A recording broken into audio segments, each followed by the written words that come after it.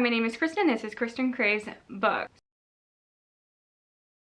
So I can't believe it's already time to talk about my May TBR. I think I did okay on my April TBR. There was a lot of sci-fi on there because of Ramathon and I was Team Ilma. Got a little burnt out on sci-fi, kind of veered off course, but now I'm back on track and I think I'm going to read the majority of the books that I plan to read in April. And in May, I am just going to embrace mood reading. I know what I'm in the mood for. I actually want to catch up on a couple series and just read some romances, and the quarterly wrap-up that I did made me realize that there were some genres that I love that I haven't read yet, so I have like historical fiction on this list as well. And then I also have like a couple buddy reads and the book club and all that stuff. So let's talk about them. The first book that I obviously want to talk about is the May pick for the Book Checkout Book Club that I am a co-host of. And Kristen from Kristen is Fully Booked is going to be hosting the live show discussion of that sometime in June. I'll keep you posted. And the book that we decided on is Redemption in Indigo by Karen Lord. And this is a very exciting choice because it's under 200 pages, so it'll be a quick one and a big commitment if you want to join us. And it's also the first book, I think this is our 5th month doing this, and it's the first book that is not part of a series, or the first book in a series, so this is a standalone, so it's low commitment in that way. I had never heard of this book until it was brought up within our discussion to be a potential choice for May, but I'm really intrigued by it, and I'm going to read you the synopsis. This is the only one in this list I'm going to read you the synopsis for because it is a book club pick and I want you to know what it's about and join us. I will leave the link to the Discord down below if you wanted to join in the discussions and everything you need to know. So it says, Pamela's husband is a fool and a glutton. Bad enough that he followed her to her parents' home in the village of Makunda. Now he's disgraced himself by murdering livestock and stealing corn. When Pama leaves him for good, she's attracted to the attention of the Undying Ones, the Jombi, who present her with a gift, the Chaos Stick, which allows her to manipulate the subtle forces of the world. Unfortunately, not all the Jombi are happy about this gift. The Indigo Lord believes this power should be his and his alone, and he sets about trying to persuade Pama to return the Chaos Stick. Chaos is about to reign supreme.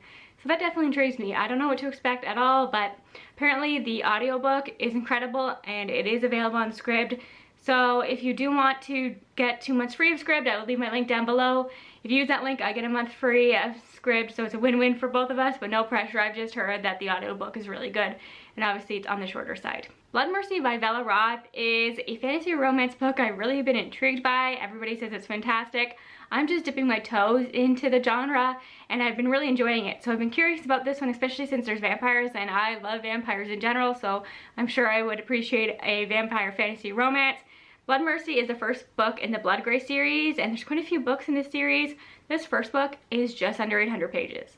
So that is why I've been putting it off. That intimidates me. I will read this because it's a buddy read. I'm buddy reading it with Hannah from Hannah Blackwell and Daphne from Being Daphne, and potentially Maria from Maria might read that if we convince her to join us, because I know she wants to read that as well. And the problem with this book is that it's just so big. It's intimidating. It'll be the biggest book I will have read so far this year, and I don't know, it scares me, but everybody's telling me that it reads rather quickly, and I've noticed that to be the case so far when it comes to fantasy romance. The setup of this just sounds very typical, but I've heard it's great. And the first line says, one human, one immortal, will their alliance save the kingdom, or will their forbidden love be a death sentence?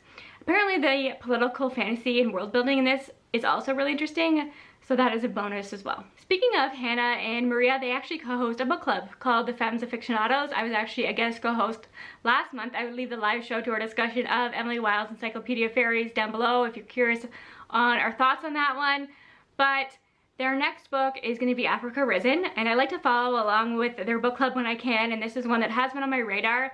I think it's either their May or June pick, but I will be starting it in May. This is an anthology. There are 32 original short stories in here, and it says that it showcased the breadth of fantasy and science fiction from Africa and the African diaspora. And with the Hugo Awards coming out soon, I think we're going to get the nominations for that coming in the next few months. I have a feeling that a lot of the short stories within Africa Risen will be nominated, so now is a good time to read this. I want to be a short story collection reader. I put them on a lot of my most anticipated releases of the month videos because they're always so intriguing, and I like when short stories collections have a theme like this and it introduces you to new authors. I'm just bad about picking them up.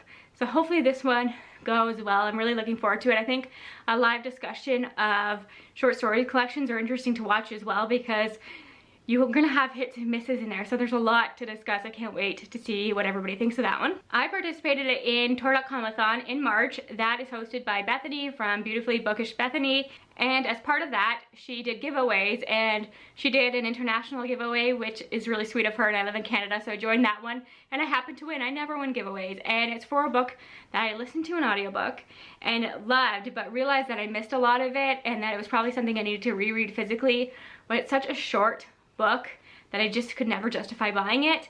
So the fact that I won this really made my day, and I cannot wait to reread this and just know that I love it, because I already love this author. This is The Empress of Salt and Fortune by Nevo. Nevo wrote Siren Queen, which I read and loved last year. It was one of my best books of 2022.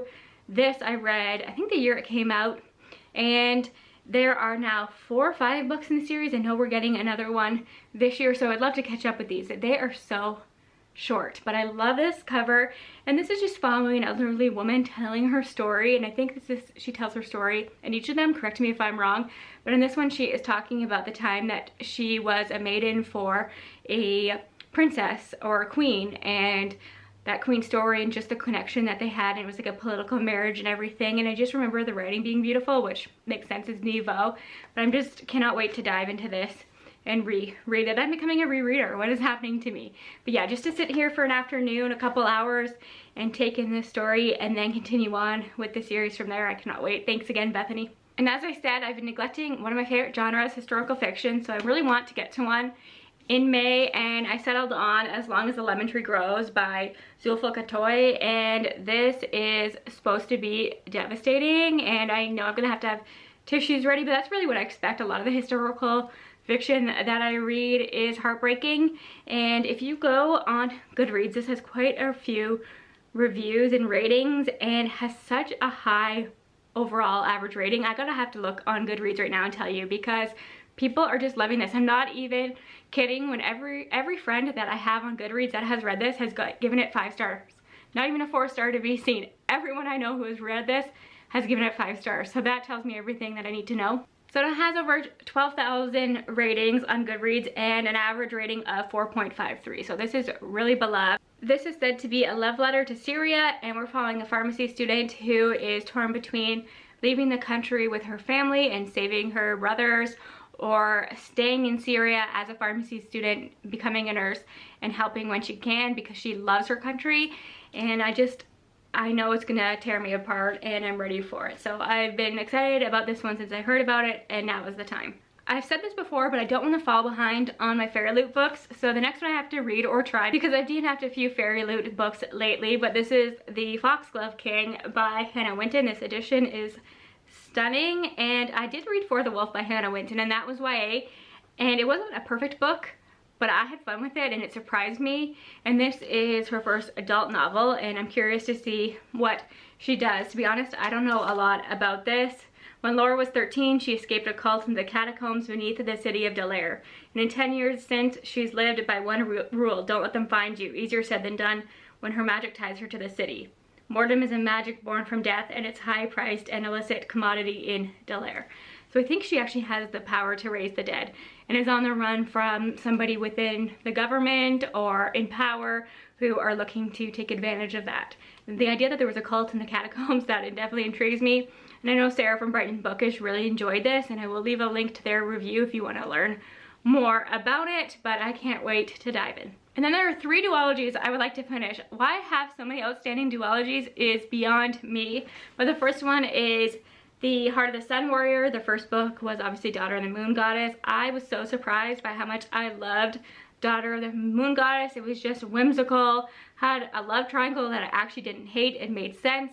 And I just can't wait to see where the story goes from here. And I can't believe I've been putting this off. I just need to wrap this up. I love Sue Lin Tan's writing. I really liked our main character, and I want to see where the romance goes and get more of her story. So yeah, this needs to happen. And then I would finally like to read The Wonder Engine by T. Kingfisher. This is the second book in the Clock Tower War duology, and the first book, is it Clockwork Boys? Yeah.